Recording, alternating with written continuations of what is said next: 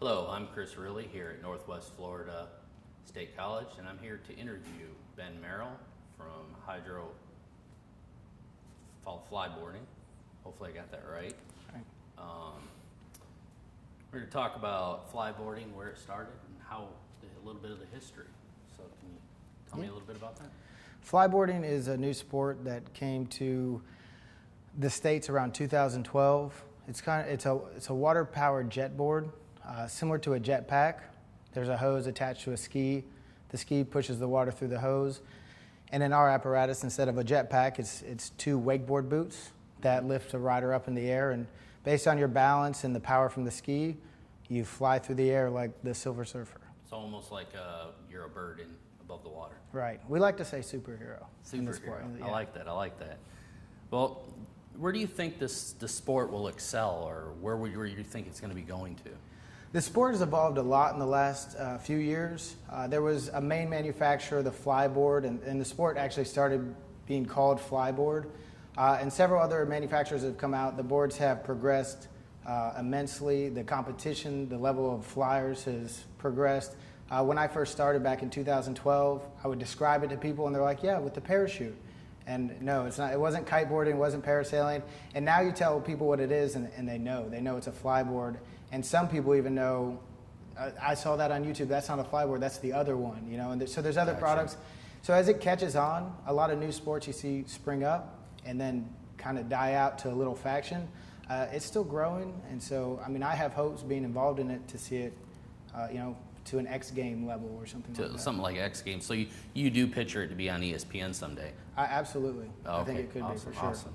Well, when you talked about the boards, what are the different kind of boards? And what is your favorite one? Right now, my favorite board is the Jet Blade. I flew the Flyboard through the middle of 2014, and last year I got contacted by a manufacturer, Jet Blade, Stratospheric Industries. Okay. They sent out a board for me to test, and it had a lot of new features. Instead of being a board, the feet could move individually, so you weren't attached to a board. You could operate each jet that flew you. It just opened up all the tricks. But there's a couple, I have Flyboard, and they created something called Hoverboard. Then you have the Jet Blade, and then there's a couple of little ones. There's a Defied Jet Deck, and then there's 20 more that haven't really produced anything beyond a prototype. Mm-hmm. But I think that's the natural progression of something like this, because snowboard went through the same thing. Snowboarding, yeah. Right. So is it similar to snowboarding then in that aspect? A little bit, because you're on a board, but I tell people it's more like skiing, because you're facing front to back versus traveling sideways. But anything where you stand on your feet and you have to balance, but in a way, I think it's important to describe it too as its own thing. There's kind of nothing like it, but you could pull some things to get an idea. Gotcha. Well, you said that the jet independently move. Now, what kind of tricks can you do on those? The tricks have gotten crazy. In the beginning, we used to say there's 3 tricks. There was a dolphin dive, where you would dive in and out of the water like a porpoise. Okay. Then you have your spin, and then your backflip.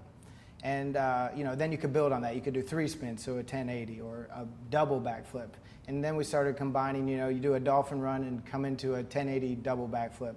And they progressed even more into Superman, where you lay out like a dive and you pull out before you hit the water. Gotcha. And many more. So it's fun to see what people bring to each competition, or on YouTube they'll show something new, so it's cool. So have you done some of the competitions? I have competed a couple times. Back in 2012 they started the first world competition. It was over in the Middle East, in Doha, Qatar, and I actually had a broken ankle, so I had surgery and I missed that one, but I went to the 2013, and there was a lot more. There were 70 people from 22 different nations, I believe. Wow. And I ended up getting 3rd place. That's amazing. There. That's awesome. It was an incredible experience. Famous, like a bronze medalist right here. In a small world, yes. Small world, I gotcha. I tell you, you don't have to type in the L's in my last name and I show up on YouTube. You just have to, the whole thing, 90% of my name, and there I am. So that is awesome. It's that a joke. Is really cool. Well, in doing some of the competitions, what are some of your favorite tricks that you do? I got kind of known for a back dolphin. So people will throw the porpoises, and I would throw the backwards dolphins from 35, 40 feet. And it's not necessarily my favorite, but it's kind of mine, because the sport's so new, and it was the first one to be seen in a competition.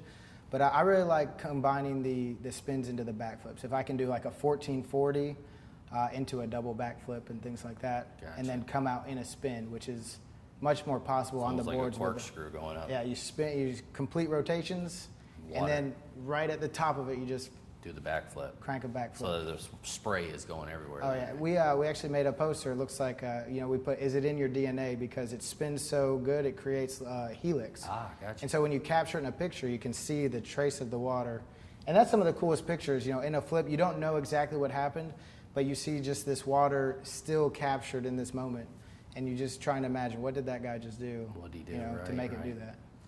So in doing competitions, do you do shows like locally or? Yeah, I've been really lucky. I've gotten to travel the world a little bit and do some shows. I've been to Istanbul, I've been to Dubai to do shows. I've been up and down the East Coast in the U.S., all the way up to Maine for summer camps. And then we have a really strong local support. We do the Billy Bowlegs Festival, and then I do a regular show at Baytown Wharf over the summer. We do 12 shows a Do you do summer. it daytime only, or is it day or night, or?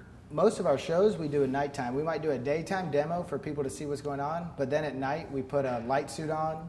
Oh. So we have LEDs of all different colors. I had met a guy in Panama City who's I call the mad scientist. So he's made this really cool waterproof LED suits. We had LED dreads coming out, so when you spin, the dreads fly around, and it's just amazing. People go absolutely crazy for it. So I was kind of wondering how you do that at night, so Yeah. that's great insight. Well, where do you see the sport of hydrosport going from where it is now? I see it continuing to progress. We've talked to all the big sponsors. We've talked to Rockstar. We've talked to Red Bull. We've talked to we've done shows. The Flyboard team has done shows for big car companies. I've seen it on commercials for banks. So I think it needs to. It's still gaining momentum, but it doesn't quite have that presence that would make those guys sign. But they're watching it. So when that happens, I see it hitting media outlets. I see it hitting bigger channels, sporting events. I could see ESPN covering it. I could see it being like the new entrance into the X Games, and so the sky's the limit, literally. Well, that's awesome. Well, hopefully someday we'll get to see you on ESPN, maybe doing some tricks in that. But I'm here with Ben Merrell, does jet flyboarding. My name's Chris Riley, and I'd like to thank everybody for showing up today.